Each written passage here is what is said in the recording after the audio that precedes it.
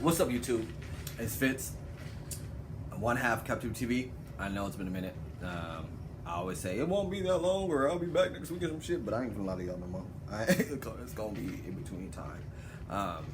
But I did want to come on and just say, you know, a huge RIP and condolences to the Queen of Soul, Miss Aretha Franklin. She passed today at 76 years old.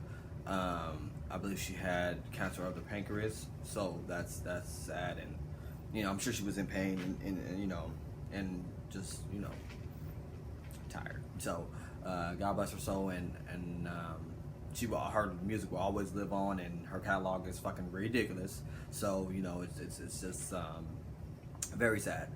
Greats are going slowly, and it's kind of scary because I don't know if there will be any other people to fill their shoes or to even come close. At least not. And let me not say that because I think Fantasia, Jennifer Hudson, they're big voices. Let's see, we have good voices, but they're not able to break through and reach the levels that our greats have reached because music is just not at that level no more. It's no longer the Grammys don't even show best R&B album. Rap has changed crazy, so that not even that side of music is doing great things. So I don't know, but R.I.P. to her, and she's definitely gonna be missed. So what I actually wanted to come on and talk about was that Nicki Minaj interview. Now, sidebar. I did listen to the album all the way through today. I've listened to a couple songs throughout time, but honestly, I was like, let me just go ahead and give her a full chance because her first album ever, I loved. I actually went to go see her live, go to see her in a concert, and for me to go see somebody in a concert besides Beyonce is a big deal because I don't fuck with artists like that. To like, unless you're gonna put on a damn show. Went to go see her live. She did a great job and whatever. This album, first listen to all the way through, like I'm gonna keep saying, it's fair.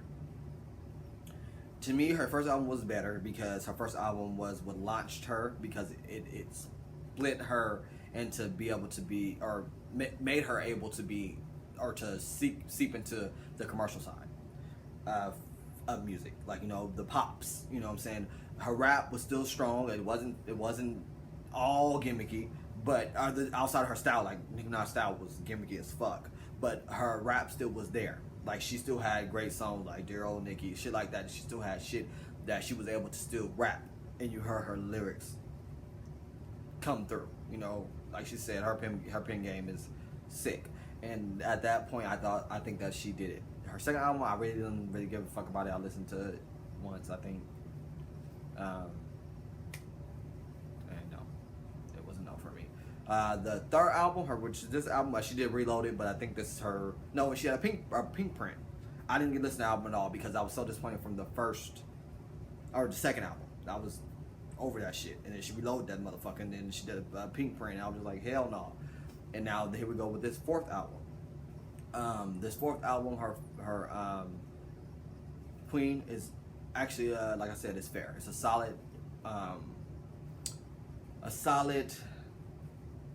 homage to her pen. You know what I'm saying? I get that she actually was spending hard on that. And I think like it's not so much commercial other than Bed. And that was a great choice for a single. Whoever fucking made that thing, because that's actually why I was like, let me go ahead and check this out, because Bed, I like that song Bed. I think she did her damn thing on that bed. On that bed. She did her damn thing on that song. And Ariana Grande, great, cool. So that was a cool little, cool single on the album. Is fair. So like I said, sidebar, I'm gonna close that sidebar. Fair is what I give it for first listen to. I'm the kind of person that gotta listen to certain shit. Like everybody knows I love Beyonce. I probably said that a million times on this channel. Beyonce, the Carters, it took a minute to grow on me. I love that album, man.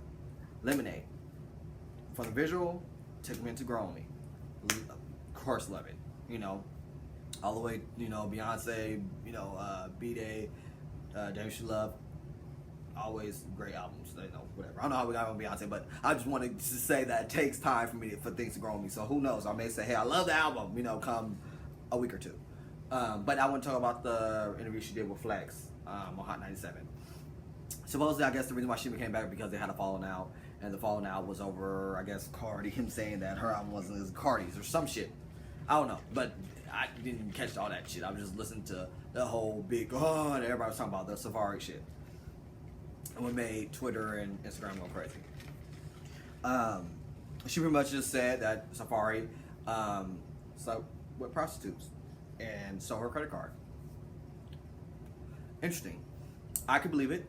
I could definitely see how, if you look at the timeline of how the whole situation went, Safari kind of allowed people just, Nicki treats you bad, and he just kind of just, you know, like it wasn't like he didn't give an explanation for it. You know what I'm saying? Like when we went to Breakfast Club, he didn't really dig into shit. Although everybody was like shocked that he went on there, but he really didn't dig into nothing because he knew he was wrong. You feel me? He knew that he had fucked up.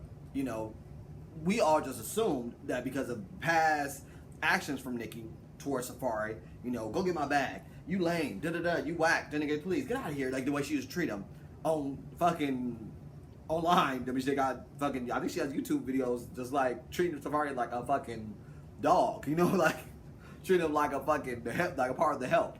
That's why everybody was blown away when they actually announced that they were together, because she treated him like a butler. So I think that's why everybody just assumed that he was being mistreated in relationships, and then to find out that yeah, you probably was treated kind of fucked up, but at the end of the day, you end up blowing that shit. You end up doing way too fucking much, and I believe that the way he was shaking the movement pretty much shows it. Now, the main thing that stuck out to me in the interview was the fact that she talked about how it's okay for a man or a man artist to, you know, get rhymes from people, you know, get to not necessarily okay, but it's never like expected, or should I say, it's never like assumed. You know what I'm saying? It's never assumed. And even when they do find out, it's not really that big of a backlash like it was for her. Like for her, when it came out that supposedly that Safari, which he put out there, that he had written for her, people were ragging on her. You know what I'm saying? So that right there is kind of fucked up. You know, I was like, yeah, you do have a point. Like, you know, people would just kind of assume that women don't have the lyrics. You know, they don't have a pen, and they can't put shit together. And I think it contributes to the fact that, you know, the upload or remix, whatever shit was called, was not as good as her first album. Some people probably just assumed that it was because Safari had exited the picture. You know, Pink Print. I don't think it did that well either. So it's like, you know, I think people just assumed that it has something to do with Safari being gone, when that nationality, maybe, or rationality. It just has something to do with her being just sad or going through things. You know what I'm saying? Like, they're human too. I think we forget about that. So yeah, that was one thing that stuck out to me. And then what else? It was another thing that has stuck out to me that I'm trying to think about. What was the other part of the interview besides, that people are just hard on her, that she feels like, you know, that since she has set the bar here, people will expect for her to always reach that bar. You know what I'm saying? Like, she's like the standard, you know, and other artists are necessarily not. Goes back to the whole writing thing. Cardi came out and said she don't write all her shit. She didn't get as much backlash. People still rocking with Buddy shoes, and still, you know, and don't get me wrong, Cardi does have a nice tone. I swear. That, be careful. That shit, she's rapping hard. Like it's like almost like she wrote that shit, because she's rapping from the soul. You feel me? Like you can feel her lyrics. So, and which I would imagine it would be tough to do. Like, you know, to be able to present that. Somebody that wrote something for you, be able to present it and portray it like the way somebody that actually wrote the lyrics and would actually feel them that way. You know what I'm saying? So kudos to her. But she was just saying how, or Nicki Minaj was just saying how it's just, she feels like she's held to a different standard, and I agree. I do think that a lot of her treatment is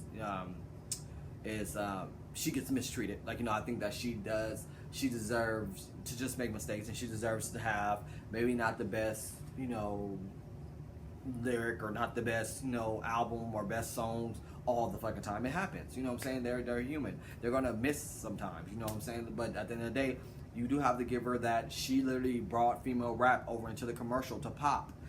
Nobody else had done that. I'm sorry, Lil Kim did not do it. Lil Kim did bring the sex into the game and did pave that way. You were able to still be feminine in rap, which she has. That's why Nicki Minaj does have to not tip off her hat to Lil Kim, because that is a lane that Lil Kim did, great, or at least did fucking run through that motherfucker. Because I feel like any other female rapper, I always felt like they had to kind of be tomboyish. You know what I'm saying? But with Lil Kim, she didn't give a fuck. She was gonna have all her pasties and still get out there and rap like a dude. You know what I'm saying? So that's where I think that homage needs to be paid to Lil Kim. And I think Nicki has said that that she kind of looked up to the Kim until she saw the way Lil Kim attitude was, which I can understand, because you gotta realize Lil Kim funked with Foxy. Now motherfuckers still going at it. Even though I do feel like, of course, I said before, Nicki Minaj did bite a lot of Kim shit, a lot of it. So Nicki probably should have made sure they had a duo. They made sure they did a feature, together. And that way it could have just killed all that. You know what I'm saying? From jump. From when she was first, she could have figured out, because Lil Kim wasn't doing shit at the time. She could have just been like, come on, Kim, let's do this. You know what I'm saying? Bit the fucking bullet, And Nicki Minaj's attitude doesn't help that either. It doesn't help the fact that, people talk bad about her, because she does seem like she's a bitch. But at the same time, niggas can be bosses and still get away with it. So it's just it's a lie. I feel bad. I do feel like it made me feel bad, and that's the only reason why I want to come on here, because it makes me feel like we do need to cut Nicki Minaj a break and not be so fucking hard up on her. And then one more thing was that she said that actually radios are being paid to talk bad about her and not play her record and play other female records, which clearly she was talking about Cardi B, because you couldn't escape Cardi B at one point. You could not escape her. So I could believe that happened, and which makes me feel bad. That makes me feel like, damn, like, they put you up high to tear you down. You know what I'm saying? Like, I guess that's some real shit. So all I wanted to just say was, I feel for Nicki.